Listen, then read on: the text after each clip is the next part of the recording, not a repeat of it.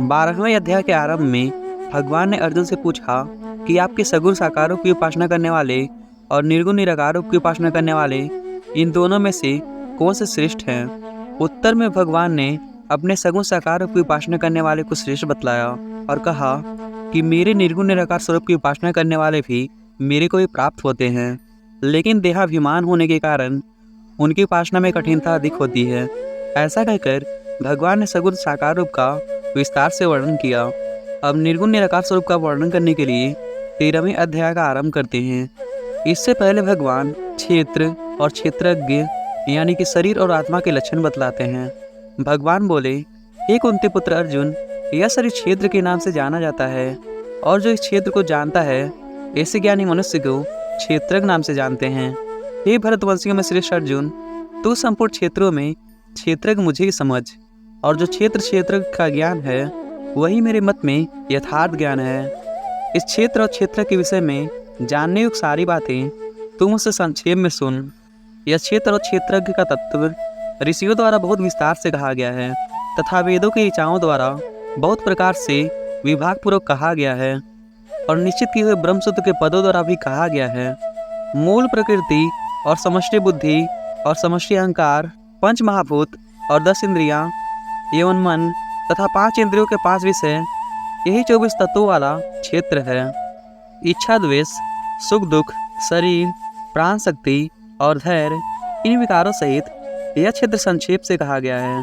अपने में श्रेष्ठता का भाव न होना, दिखावटेपन का न होना, अहिंसा, सरलता, क्षमा और गुरु की सेवा, बाहर भीतर की शुद्धि, स्थिरता और मन का बस में होना, इंद्रियों के विषयों में वैराग का होना, अहंकार का न होना और जन्म मृत्यु वृद्धावस्था में दुख रूप दोषों का बार बार देखना, किसी भी वस्तु में आसक्त न होना, पुत्र स्त्री घर आदि में घनिष्ठ संबंध न होना और अनुकूल तथा प्रतिकूल परिस्थिति में मन का एक समान होना, मुझ में अनन्य युग द्वारा आसक्ति का न होना, भक्ति का होना, एकांत स्थान में रहने का स्वभाव होना और जन समुदाय से लगाव न होना, अध्यात्म ज्ञान में हमेशा लगे रहना, तत्व ज्ञान से परमात्मा को हर जगह देखना, यह ज्ञान है।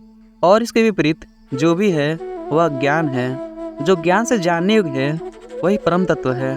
उस परम तत्व को मैं अच्छी तरह से कहूँगा जिसको जानकर मनुष्य अमरता का अनुभव कर लेता है। वह तत्व ऐसा है जिसका कोई आदि नहीं है और पर ब्रह्म है।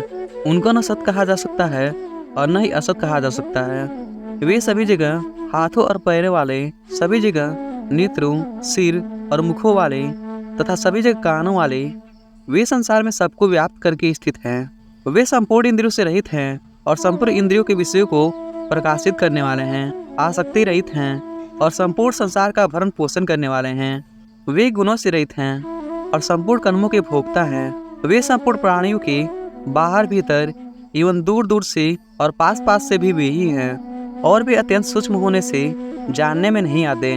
वे स्वयं विभाग रहित होते हुए भी समस्त प्राणियों में स्थित हैं और जानने योग्य संपूर्ण प्राणियों को उत्पन्न करने वाले और उनका भरण पोषण करने वाले तथा संहार करने वाले हैं।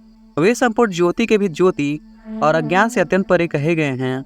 वे ज्ञान स्वरूप जानने योग्य, ज्ञान से प्राप्त करने योग्य और सबके हृदय में विराजमान हैं। इस प्रकार क्षेत्र और ज्ञान को संक्षेप से कहा गया।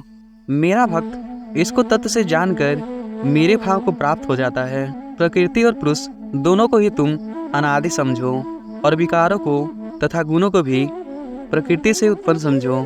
आकाश, वायु, अग्नि, जल, पृथ्वी, शब्द, स्पर्श, रूप, रस और गंध, इन 10 महाभूतों का नाम कार्य है। श्रोत्र, त्वचा, नेत्र, रसना, घ्राण, वाणी, हस्त, पाद, उपस्थ, गुदा तथा मन, बुद्धि और अहंकार, इन तेरे अंतःकरण का नाम करण है।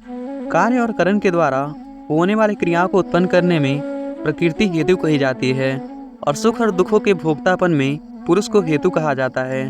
प्रकृति में स्थित जीव ही प्रकृति जन गुणों का भोक्ता बनता है और इसके गुणों का संग हो उसके ऊंच नीच योनियों में जन्म लेने का कारण बनता है। मनुष्य अपने शरीर के साथ अपना संबंध मानता है और उसे अपना मानता है। यह अनुकूल स्थिति में आने से अपने आप को सुखी और प्रतिकूल स्थिति आने पर अपने आप को दुखी मानता है। मनुष्य अपने आप को शरीर का भरण पोषण करने वाला मानता है। वह अपने आप को अपने शरीर का स्वामी मान लेता है, परंतु वास्तव में सब कुछ परमात्मा का ही है। मनुष्य इस देह में रहता हुआ भी अपने देह से सर्वथा संबंध रहित है। जो मनुष्य इस तथ्य से अपने शरीर और इस संसार को जानता है, उसके अंदर फिर से धरती पर जन्म लेने की इच्छा नहीं होती। कई मनुष्य ध्यान योग द्वारा, तो कई सांख्य योग द्वारा और कई कर्म योग द्वारा अपने आप से ही अपने आप में परमात्मा तत्व का अनुभव करते हैं। दूसरे मनुष्य इस प्रकार ध्यान योग, सांख्य योग और कर्म योग आदि साधनों को नहीं जानते, पर दूसरे महापुरुषों से सुनकर ही उपासना करते हैं। ऐसे वे सुनने के अनुसार आचरण करने वाले मनुष्य तत्व ज्ञान को प्राप्त कर लेते हैं। हे भरतवंशियों में श्रेष्ठ अर्जुन, स्थावर और जंगम जितने भी प्राणी पैदा होते हैं, उन सबको तुम क्षेत्र और क्षेत्र के संयोग से उत्पन्न समझो। जो नष्ट होते हुए भी संपूर्ण प्राणियों में परमेश्वर को नाश रहित और समरूप से स्थित देखता है, वही वास्तव में सही देखता है, क्योंकि सब जगह समरूप से स्थित ईश्वर को देखने वाला मनुष्य अपने आप में हिंसा नहीं करता, इसलिए वो परम गति को प्राप्त हो जाता है।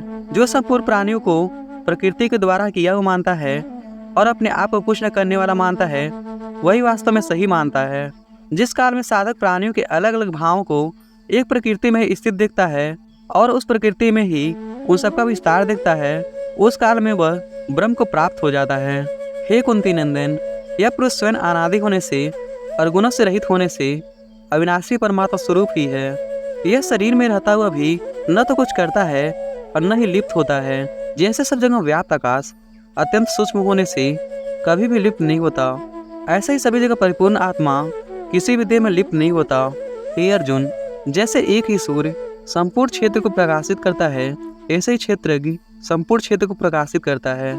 इस प्रकार जो ज्ञान रूपी नेत्रों से क्षेत्र और क्षेत्र के विभागों को तथा कार्य और करण सहित प्रकृति से स्वयं को अलग जानते हैं, वे परमात्मा को प्राप्त हो जाते हैं।